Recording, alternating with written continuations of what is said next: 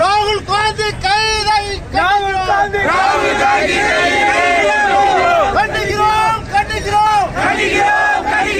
ராகுல் காந்தி கைதை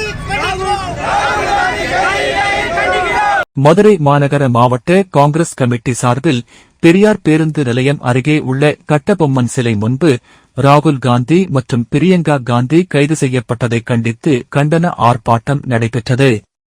மதுரை மாநகர மாவட்ட காங்கிரஸ் கமிட்டி தலைவர் பு. நல்லமணி அவர்களின் வழிகாட்டுதலின்படி மாநில பொதுச் செயலாளர் எஸ்.வி. முருகன் தலைமையில் நடைபெற்ற இந்த ஆர்ப்பாட்டத்தில் மத்திய பாஜக அரசுக்கு எதிராக கண்டன முழக்கங்கள் எழுப்பப்பட்டன.